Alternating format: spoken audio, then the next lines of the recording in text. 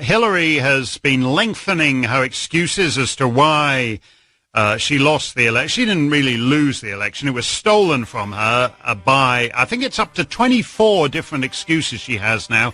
Number 24 is content farms in Macedonia. And as I said, my grandfather was a Macedonian content farmer, and we often think about, gathering on the porch and recalling the old days on the Macedonian. He never thought that the old content farmers he left behind in Macedonia would one day steal the U.S. presidential election. And welcome to the Macedonian Content Farmers Podcast, another exciting episode 15. My name is Jason Miko, coming to you from the snow-covered mountains in Oro Valley, Arizona. And this is Cvetin and Jason. We also have snow-covered mountains here in Macedonia. It's actually, temperatures have dipped a lot these past few days, but I guess it's nothing as interesting as having snow in the desert, right? Well, that's true, and I appreciate, we're recording this on Saturday, February 23. I got up early this morning. When I say early on a Saturday, I mean 8 a.m. We had this major winter storm come through all of Arizona yesterday. I mean, anytime Arizona makes the national news because of weather, you know something's going on. Flagstaff, Arizona, where I spent a year and a half going to school, it sits at 7,000 feet elevation. That's what, 2,300 meters or something like that, 2,400 meters. They got 3 feet, a meter of snow. Whoa. Shattered the one-day record. Here in Oro Valley, the Catalina Mountains, actually throughout Tucson, Oro Valley, it was snowing during the day yesterday. It wasn't sticking because it had rained so much. But right now I look out my windows and my mountains, as I call them, Push Peak and Push Ridge, are just covered with snow. And it's bright and sunny. It's just gorgeous. Is it total societal collapse like it happens in Georgia when it snows, or it just isn't enough to obstruct the roads or anything? Well, look, my fellow Tucsonans don't know how to drive when it rains, let alone snows. So a lot of people just stay home and they go out and they break the internet by taking pictures and post them, which is what I was doing this morning. I went out. It was bloody cold. It was probably 29 degrees Fahrenheit. So that's what, -1, -2 Celsius, as I was tromping through the trailheads, trying to get pictures, and I put them on Facebook and whatnot. But anyway, all that to set the stage for another exciting episode 15 of the Macedonian Content Farmers Podcast. And as always, plenty to talk about. I think, as we get into this I call it round 2 of our Greek friends attempting to deny the identity of the Macedonian people. Round 1 was the Republic of Macedonia, which is what most of the world called it. And most of the world called the people Macedonians, the language Macedonian. They still do. But now that we're in this new world, quote unquote, of the Prespa Agreement, Brave New World. The Greeks, brave new world, the Greeks, of course, are going to, because the Greeks, and this is the fundamental issue, in my opinion, is not the name or things like that. It's the identity. And the Greeks have always denied that the Macedonians exist, that the Macedonian language exists, that the Macedonians exist in Greece, in Macedonia, in Bulgaria, everywhere else. And that, to them, is their holy grail. They want to get the world to agree with them that none of this exists. And so I see that the government of Greece, the Ministry of Foreign Affairs, issued its own guidelines on how to refer to the Macedonians. And then the Macedonian government issued new media guidelines and FAQs, facts, on how to refer to the Macedonians, the language, the adjective, and the use of this. What have you been observing over there on this? Yeah, this is going to be the glorious part of the dispute, because in the reports I saw from the Greek FAQ, they do not insist on that we use the North Macedonian adjective, even though it will naturally flow from the name, like North Koreans or Western German industry or military or something. You would like to or West Virginians or North Dakotan. The better of the two Virginias, as of recently. Yes. We'll ignore what's going on with race issues and sexual assault issues in Virginia right now. No, both countries have lived for over a year are going down the toilet. This is incredible. I'm absolutely homeless now. They're not going to. They do not insist that we use the North Macedonian name, but adjective, but they do not grant us the use of the Macedonian adjective.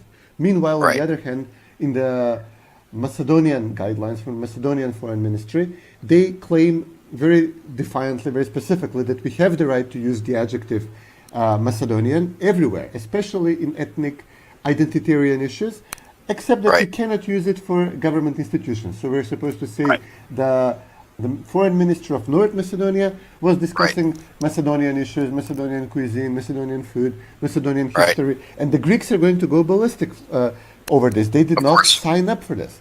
And this comes back to Zaev speaking out of both ends of his mouth when he claimed to the Greeks, yes, we acknowledge that Macedonian means citizenship only, and even this is further qualified by an addition of a citizen of the Republic of North Macedonia. But then he would turn around and tell Macedonians, the Greeks accepted that we have the right to our own national identity for the first time ever. So this is going to turn around and bite him on the ass. Right. Well, I wrote an article about this past summer after the Prespa Agreement came out. Of the Republic of North Macedonia is not an adjective. Yeah. An adjective, the dictionary definition of an adjective is a single word.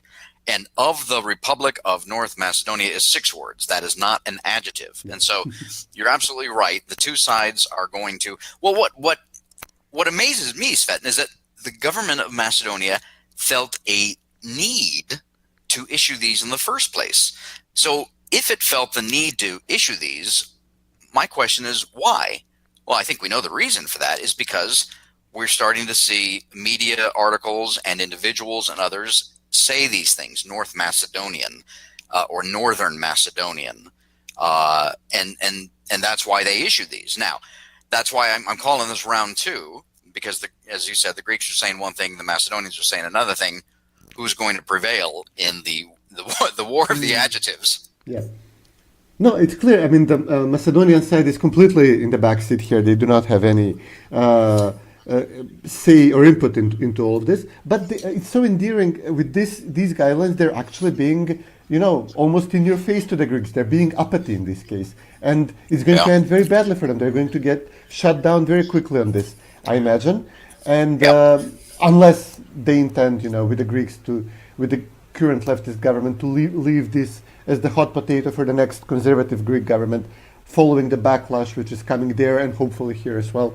Yeah. I mean, what's going to happen? It's going to be your classic Monty Python sketch especially when New Democracy gets into power. And on the war of the adjectives here, it's the Greeks are going to say, nice little EU accession accord you got there, governor. Be a shame if something happened to it, eh? And they're going to essentially make demands of the Macedonian government on these issues, and the government is going to cave as long as it's Zaev, at least. Yeah, for a long time, my concession on the name issue, which I would propose, was that we set up something like this, in which both the Macedonian embassy in whichever country in the world and the Greek embassy would jointly send a letter to, let's say, the New York Times if they report on, say, Macedonian wine, and asking them, both countries. Guys, you mentioned you used Macedonian to refer to the wines made in the Republic of Macedonia. Could you kindly, add an addendum to the article, clarifying that these are wines produced in the Republic of Macedonia, while there is a Greek region going by the same name where they can also produce wines which they would refer to as Macedonian wines. So don't get them confused. This would have resolved 90% of the name issue. The rest, of the face value complaints of the name issue. The actual, as you said before, the actual content of the name issue is not the name itself, but it's the sovereignty of Macedonia, and the name is used to annul, to undermine Macedonia's sovereignty, because if a neighboring country is strong enough to tell you that you're supposed to change your name domestically within your own country, you are no longer the owner, you're no longer the sovereign of this country. This other country is. Greece is, in our case. And once we gave up on our sovereignty on a symbolic issue, there is no end of concessions we're supposed to make to Bulgaria, to the Albanian minority here, to whichever diplomat is sent our way, to everybody. Yeah, and until you got somebody that stands up and says dosta. So, you mentioned, you were talking about wines there a minute ago, and I see as I go through the Q&As and the media guidelines and whatnot, issues, and this is for a future podcast, of course, commercial issues and, wines made in Macedonia and other products and business names, etc. That's a whole nother issue that is going to create problems between the two countries, and that's going to come up sooner rather than later. And we know that the Greeks are already plotting and planning what they are going to be demanding. So, we can take a short break maybe here after this grammar lesson and sovereignty lesson. And well, actually, yes. Let's take a short break after discussing adjectives, and let's come back and discuss adverbs. We'll be right back.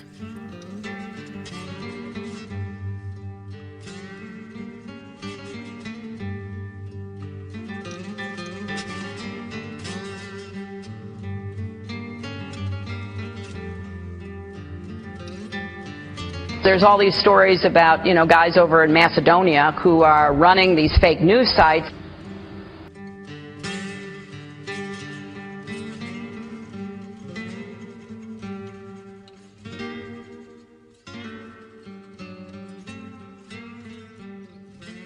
And welcome back to the Macedonian Content Farmers podcast. We were discussing grammar, adjectives before, and now we're going to adverbs. We're going to talk about adverbs. Look at what you can learn on this podcast, people. Cvetin, our friend Borjan Jovanovski, a journalist, commentator, analyst in Macedonia, has been around for a long time. Used to work for our friend President Boris Trajkovski, and I know we're coming up on the 15th anniversary of his passing. I think Boris would be greatly disappointed in Borjan today. Borjan, and Stevo and Nikolai. Yeah, all of those guys, yes. But his tweet, I want to read his tweet. It was in response to something that Nikola Dimitrov tweeted out, and he wrote, officially, we still Macedonians speaking our native Macedonian language. So, of course, it should have been officially, we are still Macedonians speaking our native Macedonian language. Okay, fine. So the issue here is the word still. Still is used in this case as an adverb, and here's the dictionary definition. Quote, used for saying that a situation continues to exist up to and including a particular time, especially when this seems surprising, or, quote, used for emphasizing that a particular situation has not completely ended or changed. So yes, so at the present time, we are still officially Macedonian speaking our native Macedonian language up to and including the present time. But that could change in the future. And it's unfortunately that he had to use that adverb. And it's almost as if he's anticipating that in the future. And it's kind of funny that he tweeted that out 2 or 3 days ago, and then the government of Macedonia put out these media guidelines and the Q&As on the Macedonians and the Macedonian language, etc.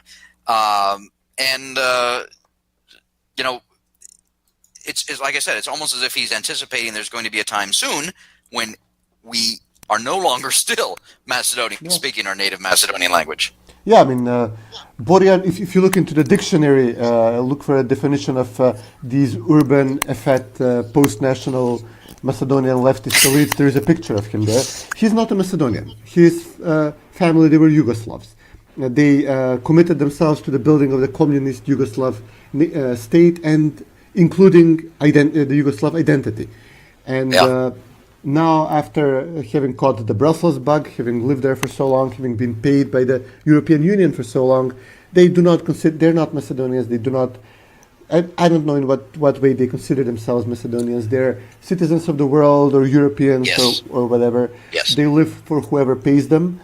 Currently it's Brussels, previously it was the Yugoslav regime. His father was in the, actually recently he was outed as, during the illustration process, it was revealed that he was actually from the position of a person who could actually help dissidents in Macedonia in front of international European organizations who fight for human rights and who are calling out communist countries like Yugoslavia for human rights abuses. He was actually coordinating with the Yugoslav communist police on how to undermine the case for Dragan Bogdanovski, the Macedonian dissident and national hero. So they're human rights violators. They serve the communist regime. They now serve this European regime, the EU regime. They're not Macedonians. And this is just posturing, trying to cover up for his friend and potential presidential nominee, Nikola Dimitrov, who would, by the way, be the third SDSM presidential candidate in a row who came out of Boris Trajkovsky's office after Lyubomir Furchkovsky, Stevo Pendarovsky, and now Nikola Dimitrov, which is wow. That's something. a good point. Now, yeah, it's unfortunate. Let's kind of shift gears here a little bit. So is Nikola the official candidate, or is that just he's still in the top 4 or 5 rumored to be? Well, not yet, but it's widely assumed that he will be. Interesting. Of course, Vomero has chosen their candidate.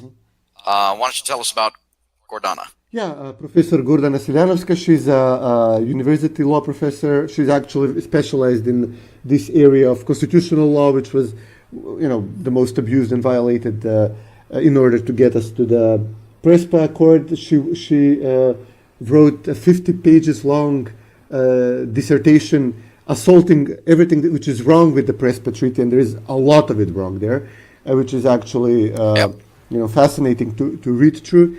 And she was elected with a very large majority in the Vomero convention in Struga. This happened on the day we were recording the past podcast, so this is the first time we were mentioning this. She got more votes than Vladimir Gyurchev, who was the second most serious runner-up. And basically Vomero chose a non-partisan person instead of a party loyalist like Gyurchev. Gyurchev is a true conservative here. Siljanovska was in the first SDSM government in the early 90s. So this, obviously, a lot of people, Vomero people raised this against her. And she was also involved in the Color Revolution protest in the early stage, before it became apparent what their ultimate goal is.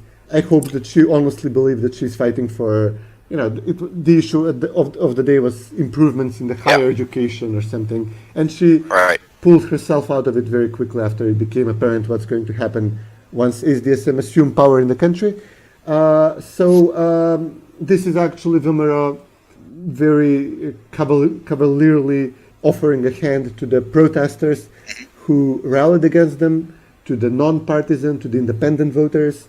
They're saying they can rise above their, narrow political interests and go with a person who could appeal to all sides and who would be a strong protector of Macedonian sovereignty and constitutional and the constitution and international law, which is being violated in this agreement as well. Today she collected 10,000 signatures.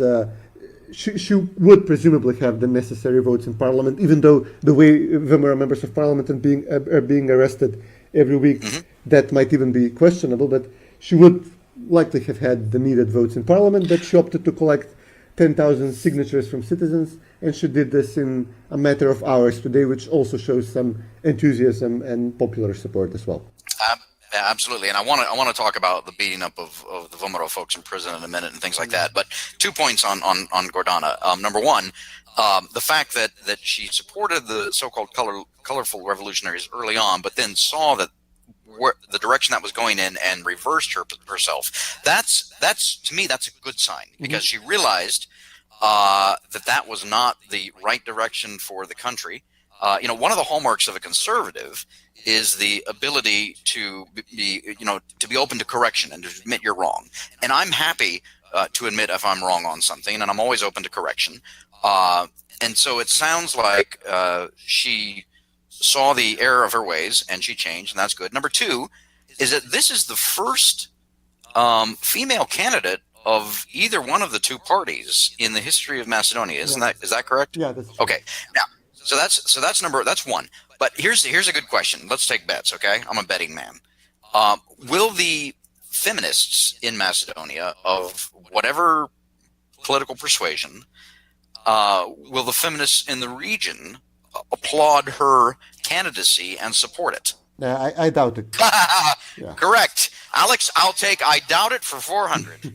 No, some of the most outspoken the feminists here who would tear you a new one if you, for perceived wanting to have the woman in the kitchen or something like that. They were actually attacking Gordana as soon as she was elected as being too old, looking like a grandmother, not like, the Croatian president, this good-looking blonde. So, this was, their feminism was apparently skin deep. And there was another horrible they're going to play very, very dirty against her.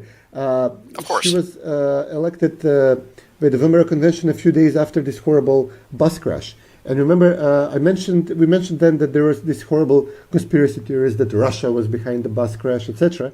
Yes. There was another horrible comment, a phony outrage on Facebook and Twitter over Biljana Vankovska, a largely leftist professor who is also not being brainwashed on the name issue, who also protested against Weimar, but then once it became clear what the end game is, she turned on SDSM.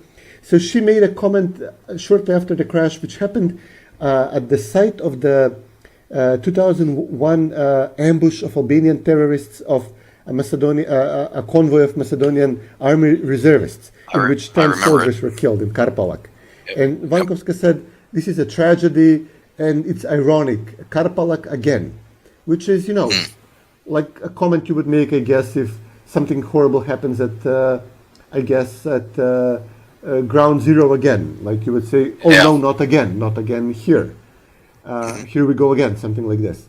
And then there was this completely drummed up fake outrage against Vankovska by Albanians mostly, which, looks especially intimidating because Albanians on social media do not think twice about making a threat. I'm going to find you, I'm going to, and, do this and that to you. They said you're gloating because the victims were Albanians. Not all of them, about a third were Macedonians, 2/3 were Albanians. Nothing in the comment implies that she meant this. But what was the point was made apparent a few days later when Siljanovska was elected presidential candidate.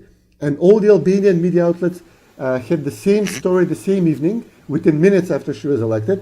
Oh, look, VMRO, this conservative Macedonian nationalist party, they elected Vankovska's friend as a presidential nominee. And remember how Vankovska gloated about dead Albanians? Well, which Albanian? No Albanian can vote for Siljanovska now. And this was the story they ran with. So this tells you, and the Vankovska outrage happened within hours after the crash. So this tells you that while the bodies were still being taken out of the bus, the PR department of the Macedonian government, which is actually, their only way to win elections is to drum up outrage among Albanians against VMRO and keep them in line. And they were saying, okay, how can we use this? How can we turn this into our political advantage, this bus crash? Okay, we pin this on the very likely VMRO presidential candidate through a friend of hers and a supporter of hers who really didn't say anything so outrageous after all. That is just absolutely appalling.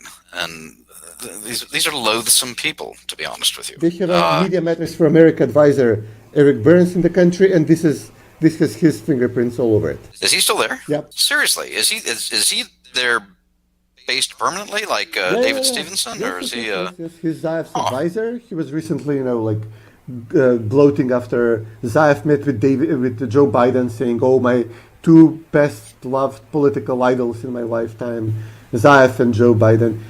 Imagine what a miserable life you must have led if you count Zaev and Joe Biden as your political lodestars. Oh, well, yeah. Crazy Uncle Joe. I think he's going to run here for president, but that's another. He's not far lefty enough for the rest of the Democrats. Let's move. I want to move back to some of the news about what's going on. There's more arrests going on of members of parliament from VMRO. There's the beating up of the former ministers, VMRO ministers who are in prison. They're going to try and strip immunity from some more parliament members. Bring us up to date on what's going on there. Well, there were a series of arrests. It began with a complete attack on literally the entire lineup of the Socialist Party. 3 former agriculture ministers from the Socialist Party were targeted, including one who steadfastly refused to vote to change the name in the parliament and who was arrested as a terrorist in the parliament incident, and now he was again targeted for alleged corruption, which is complete bullshit.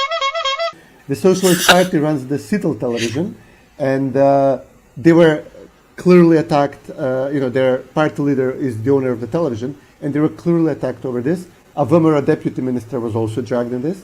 And then the next week, police raided former parliament speaker Trajko Veljanovski, who was speaker. He was deposed literally by the parliament incident and by SDSM and DUI after, the US State Department and the EU acknowledged this former terrorist as parliament speaker instead of Veljanovski.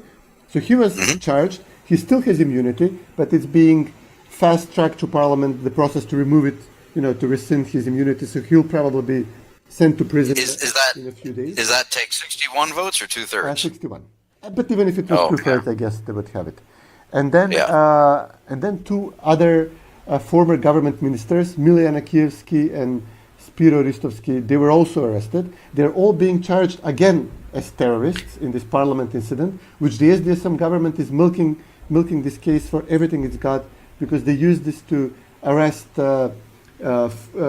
6, I believe, Vomero members of parliament, 3 of whom broke and decided to vote in favor of the new name. One who didn't break, like Ljubčo Dimovski, he was, as I said, rearrested again. So this is basically, this case is being used for every person you don't like in the country. This is being pinned, this case is being pinned on you, including, again, they're charging Gruevski as well. They're saying that he used media outlets to call the people to protest. And now this would actually, as he noted, this would apply to literally every party leader in Macedonia.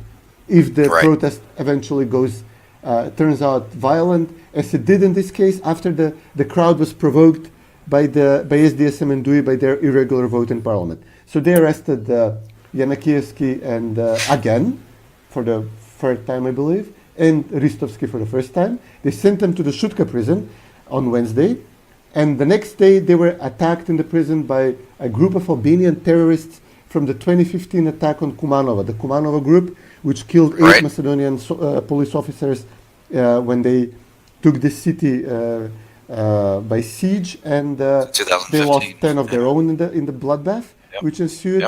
And so basically the SDSM government is picking up Vomero officials, and they're literally threatening them, we're going to send you to Shutka, where you'll be beaten up and killed by Albanian terrorists we have there, who have carte blanche to do whatever they want to you, because the evening after the incident, the government, Zaev and his party, they're claiming that Vomero staged this attack in the prison. So they're accusing the victim, that Vomero people are themselves provoking the Albanian terrorists, that a minister of the government minister, a person of high standing in society, would provoke a literal terrorist in a prison yard, knowing that nobody will jump to his protection. Right. This is ludicrous. Well, yes. Okay. So let's just take a pause right there. I want to throw in the whole issue of nepotism, which is going on in the government of Macedonia right now amongst Citizen and DUI and some of the other parties that are hiring their relatives. I know the prime minister came out the other day and said that they've got to step down. Some did, some didn't. But we know that the nepotism is going to continue. So you take all of this collectively. You take the continued arrest. You take the beating up of former Vomero ministers who are imprisoned. You take the stripping of immunity. You take the nepotism. All of these things. And here we are coming up on, I think it's May or June, when the EU is supposed to say, okay, Macedonia, you're either ready or you're not ready to start EU accession talks. All of this is going to have, or should have, very negative implications for opening up those accession talks. Now, we also know, again, going back to last year when the EU decided to defer this for a year, that they treated both Macedonia and Albania as a package. And to diverge just ever so slightly here, we know what's going on in Albania right now. There's major protests. The opposition in the Albanian parliament didn't just step out of parliament, but I think they gave back their mandates. Yeah. And so everybody is ticked off at Edi Rama, and they're calling for him to step down. I think a lot of things like this are going on in Bulgaria too, but that's a whole other subject for another time. But anyway, Macedonia and Albania are supposed to. The EU is going to take a look at opening up those accession talks come June. all of this does not bode well for opening up those accession talks. And again, Zaev and his government, said that they were going to take care of all this. They were going to restore the rule of law. They were going to, get rid of nepotism. They were going to clean up all of the, and those issues existed to one degree or another. We need to admit that, I think. And yet it's getting worse is what's happening, actually. And there's no way the EU can look at all of these events and say, oh, yes, Macedonia is absolutely on the road to, a strong rule of law, and we're going to reward them with opening up accession talks, to say nothing of enlargement fatigue, the EU, the elections in May, etc. I'm not sure how Zaev is going to explain that to the Macedonians. We'll see. Yeah, I guess he'll probably use the fact that there will be European elections before the European Council meets on us, and depending on how these elections go, if there is a negative decision for Macedonia, and there really should be by any measurable yardstick which was applied before, they would probably say, okay, well, the EU has taken a turn toward Euroscepticism. At least we got NATO out of all of this. But, the EU and American diplomats here in the region, they opened a can of worms when they supported people like Zaev. And, there were previous examples of arresting leaders in Slovenia and Croatia, always on the conservative side, never on the left. But they supported Zaev to, deny the outcome of elections, boycott parliament, and then this was drummed up to be like a huge issue. They supported him because he was on the left, and people in Brussels like their leftists, and he promised that he would deliver on the name issue, which he did, on the detriment of the Macedonian national interest and sovereignty. But now every other country in the region wants to do the same, and everybody can find an American senator or some commissioner who would support them. So now they're doing this in Albania, now they're doing this in Serbia, in Bulgaria. So they're doing this twice, again in Bulgaria. It happened once before. So the cat is out of the bag, and none of us can expect to complete, to see a full 4-year term for whichever government, like it or hate it in your country, to be completed. We're going to live in permanent political strife and infighting. Right, and just again a slight divergence on these topics here. We know that 4 countries have now ratified Macedonia's NATO accession. 4 out of 29. There's a long way to go. The government is still counting on and telling the Macedonian population that this is going to bring, peace, sweetness, light, eternal, and unicorn farts to Macedonia and FDI, and that's, that is not going to be the case with NATO. At least until it's a full member of NATO, and then even then it takes a long time. Yeah, sure. You add all this into it, and it's just it's a dark place still, unfortunately. I'm just looking forward. I believe that the U.S. Senate will vote for this, but I'm just looking forward for the day when Trump hears about this, that another country is trying to join. He did send out some letter in which he congratulates Zaev, and I believe, it's clearly not written by him. It's one of those things which. No, he didn't even sign it. He never saw the letter. That's the way it works. So, but there's going to be a moment when he talks with Tucker Carlson at some point, and Tucker tells him, hey, listen, by the way, do you know that after Montenegro and other countries joining, it's going to be worth, the outburst, it's going to be worth seeing this. But again, afterwards, he's going to, as we say, ligna na brašno, he's going to sign it, I'm pretty sure. I don't know if Turkey or some other country will block this. I doubt it. I think NATO is going to be a done deal. And I hope we do as much damage as possible to the institution once we join. But then EU will be a completely different story. I mean, listen, I'd love to see a whole NATO summit dedicated to the discussion of the adjectives from the beginning of this podcast. And it's coming. Everybody knows it's coming.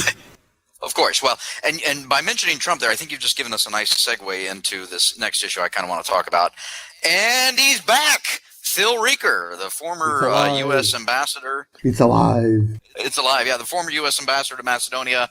He's been, he was in Italy and then at NATO, I think. Now he is back. He is going to be taking the position that Wes Mitchell has just left, which is the Assistant Secretary of State for European and Eurasian Affairs. So I think we actually have a title now then for our podcast. It's Adjectives, Adverbs, and Adjectives, Adverbs, and Assistants. That sounds better. Phil's coming back. He wasn't good to Macedonia when he was the ambassador there. He won't be good to Macedonia or the region. He's part and parcel of the permanent state of the State Department. He's got an agenda, and he's going to pursue it. National sovereignty be damned. Yeah. But we'll see. We'll see how long he lasts. Wes Mitchell lasted a year, if even that. No, but we'll see how long. This guy is going to be sneaky. He's going to come in and he's going to pretend that he's like, well, I was appointed by a Republican president to the, what was it then, the spokesman of the State Department, I believe. Or, I supported VMRO in the first few years of their term, which were the good few years, but then they became, this undemocratic party, and then I stopped supporting them, and I got my face for supporting them. This is what he's going to say. Nobody should buy this. He's obviously a swamp creature. He does not believe in national sovereignty. This does not represent a Trumpian administration, whatever Trumpian administration was supposed to mean in foreign policy. No conservative, and he's going to be in charge. He was previously in charge of both, Central European countries like Hungary and Poland, etc. Right. During their swing to the right, and he was visibly upset and clearly ill at ease with their turn. And but he's going to try and pretend that he's like a real Trumpian ambassador, talking against Trump behind his face. But none of this matters. We're never going to get a Trumpian, a really conservative, red-blooded foreign policy from Washington. And no conservative in this region should ever fool him or herself. There is no friendly face in Washington. We should just consider American foreign policy as hostile at this point, this speaks to a larger issue. It's something I've been meaning to write. I've got a couple of half-written articles on it. As discussions I was having earlier today with some friends on the whole issue of American foreign policy, especially as it relates to Macedonia and the region and Europe, as well as NATO and the EU. And that is, it's not really a right or left thing.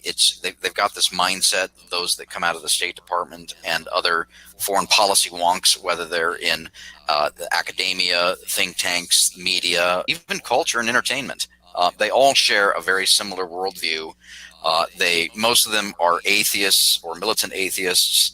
Most of them, believe that they are citizens of the world, quote unquote, whatever that means. They have a very strong motivation in perpetuating all this because their pride, their prestige, their power, and certainly their career are all tied to this, and so they have to keep perpetuating the blob, as it's called, the foreign policy establishment coming out of Washington. So changing that is, that's a whole nother subject, but it's something worth fighting for. No, the Trumpian counter-revolution has failed, obviously, in every way imaginable. You're not getting a reduction in the state apparatus, let alone the swamp. You're not getting a conservative foreign policy. Nothing. None of this is going to happen. Yeah, this is again. I want to make sure we're talking here about foreign policy. We're not necessarily talking about domestic policy because we've had a lot of success with Trump in getting rid of regulations and in the judiciary, especially because he's doing what he's told to do by the Federalist Society, etc. But anyway, that's far afield from Macedonia. It's going to be reversed in the first 3 weeks of the Bernie Sanders or Kamala Harris administration. Yeah, well, that's a whole other thing. So let's do this. I see you want to keep an eye on the clock here. Why don't we take another quick break and then come back with our Farmer's Picks? Sure.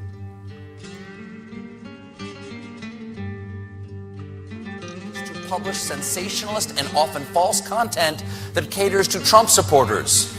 Which brings me to my new segment, Hey, Macedonian Teens! Hey, Macedonian Teens! Knock it off!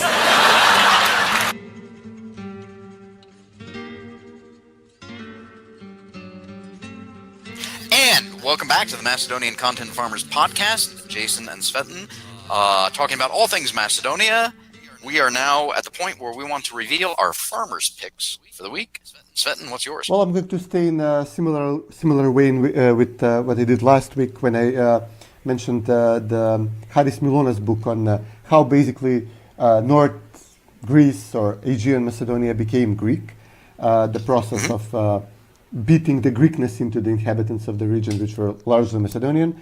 I'm going to go with the classic of this genre, the Anastasia Karakassidou book, Fields of Wheat, Hills of Blood, which she's an American professor, she's an anthropologist, and she went to the villages there and she noticed that basically the region was largely ethnic Macedonian, not Greek.